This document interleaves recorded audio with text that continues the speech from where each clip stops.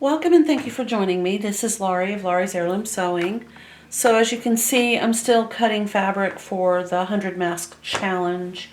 But there were a couple of things that I felt like I needed to share just in case you guys wanted to get started on this before I got back to you on the actual construction. One is a heat erase pen is going to really be a good friend. But if you've never used a heat erase pen before, there's a couple of things that you need to know. And you can buy these at the store. I happened to order this batch on Amazon a couple months ago. They're okay. I didn't give them a very good review either in both places. When I did the box opening on my YouTube channel, I didn't give them a really great review. And I've since just kind of gotten to the point where they're meh.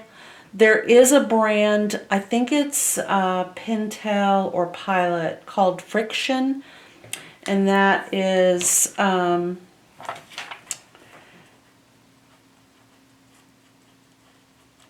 spelled like that, if that's showing up on there.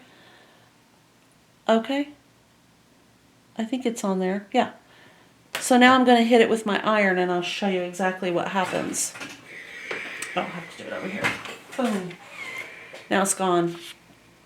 So the nice thing about them is you can write on your fabric. You can literally just scribble la la la la la all over your fabric and then hit it with an iron. And most fabrics will respond appropriately. And the ink is basically heat erase. It goes away. Some fabrics, not so much. You might have to use a little bit of water and then hit it with your iron and then the ink will go away. But there's another thing about a heat erase pen that I think I need to show you guys, because if you're doing a project like this where it's pretty large scale, you got a lot going on, I'm trying to get you set up where you can see my ironing board over here. Let's see. No, you're not seeing my ironing board. Okay. All right, well, I think I'll just take you off of the there. Woo! Little magic ride there. Okay. So sorry. I know that's obnoxious. Let me back you up. Okay. You can open your eyes now. Okay, it's a good thing I'm ambidextrous. All right, so I'm gonna scribble like that. I'm gonna take my iron.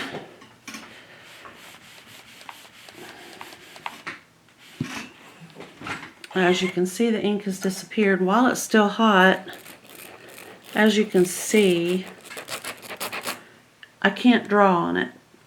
The ink is disappearing. Well, it's starting to cool off. But if your fabric is hot, it's just going to continue to erase until it cools off. You see there's a little spot. Let me do it like this. Okay. I will try that again. See, it's not, but there is ink. It's just this is hot right here. Where it's not hot, we're getting ink. Where it is hot, we're not getting ink. Why is that important? Well, that's important because if you are working in a situation like I am where you have a lot of projects going on at the same time, your ironing board is hot and you're trying to mark your patterns. When you get your fabric off the ironing board, it's going to be hot. There we go. And it won't accept this ink. I prefer to use this ink because it does disappear. So the best way to deal with that issue is to just do this. So you've ironed it, you've brought it down here, you're going to trace around this. You need this to be cool or this isn't going to work. That's basically what I'm trying to tell you. The other thing I wanted to talk about is fabric, design, and the print on the fabric. For example, I am cutting out the extra small out of this horse fabric. I thought that would be a really cute fabric for the smaller children. Because even the small, I think, is a child's. I do have a couple of those, but you know, if you're thinking about extra small, that's really a 3 to 6 year old. They're going to want that mask. If they have to wear one, they're going to want it to look nice. The thing is, if I had not turned my fabric with the print going in the proper direction, it would have looked a little weird, because if I cut it out, I'll just use this piece right here. This is the way, I'll wear this. This is the direction that it should go. But if I chose to cut it out like this, I could end up, I mean, this is actually, let me start over again. It's kind of a wadded up mess from the washing machine. Okay. All right. So I have the horses going this direction.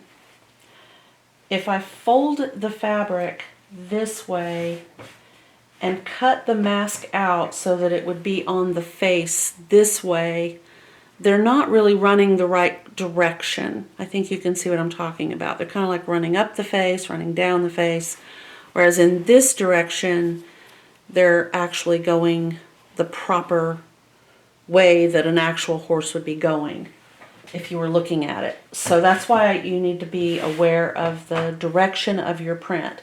If you've never sewn before, another thing you need to be aware of is warp and weft.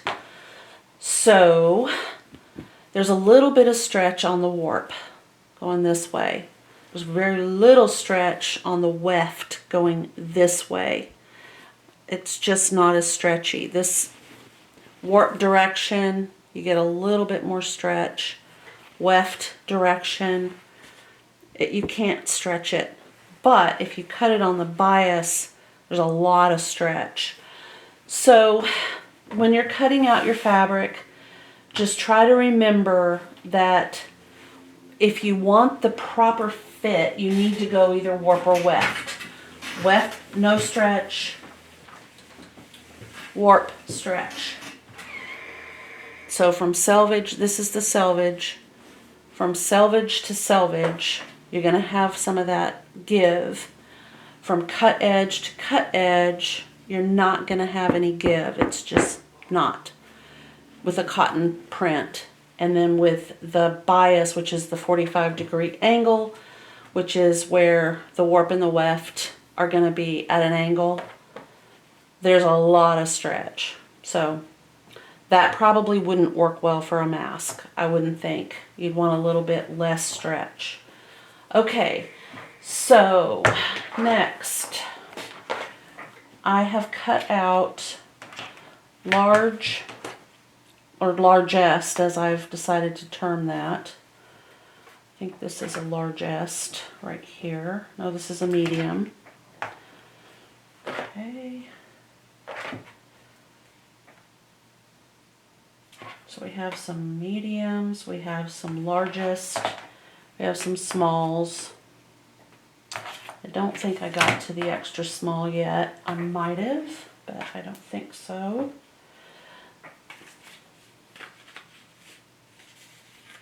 This was a small. And remember, we're adding 3/8 of an inch seam allowance all the way around on all of these. So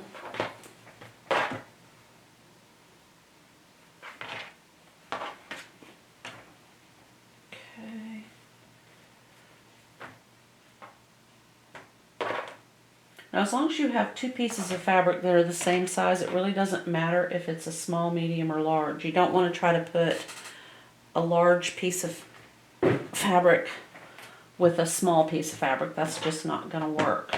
Okay, so we have those fabrics cut. So I'm keeping two pieces together so that at least I know that will fit.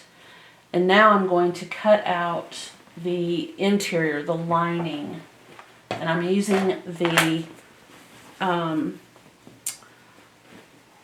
pieces of flour sack that I have. I'm not really sure how this ended up being so, it's like very attractive to fabric fiber, which is kind of weird. It's very strange. I'm just going to use a piece of tape to pull this off. Yeah, that will work. It's like it went through the washing machine and just said, I'm gonna grab all the fiber off of all these pieces of fabric. I don't know why I'm doing it, but I am.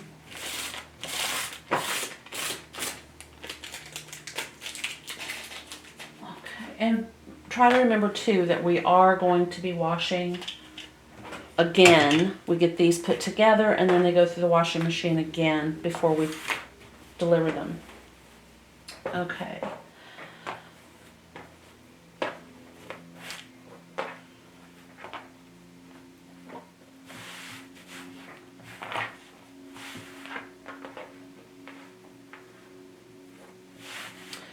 All right. So my plan is to take my heat erase pen. I have to add that 3/8 of an inch seam allowance. I've already done that on the fabric I've cut out, but this is the pattern, so it doesn't have that. And I can kind of guess. I mean, I'm using basically the same seam allowance for all of the pieces, and I've been doing this long enough that I can visualize it without having to measure, but feel free to measure if you feel like you need to do that. I have found when I'm sewing that I can take a business card, for example, anything that comes in the mail, or a piece of paper, and my measuring tape, and I can just make myself a guide. You know, I can take a little chunk off this ruler right here, measure it on a card, cut that out and mark my lines, and I don't have to worry about hauling that around. So you will often see me with something that looks, I'll just do one real quick. Oops. Okay.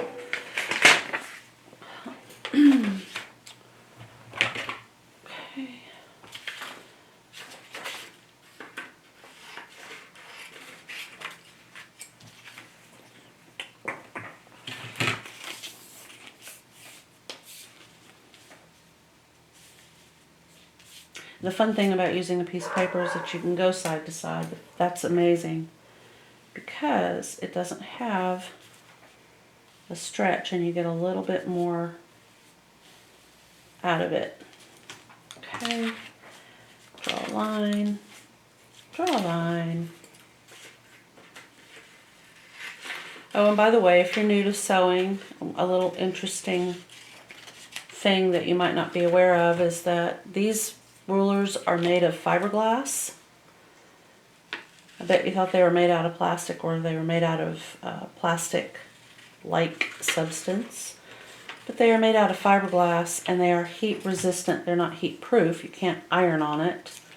But it is heat resistant so that if you do accidentally touch your iron to it, you should be okay. Alright, now I can take my ruler.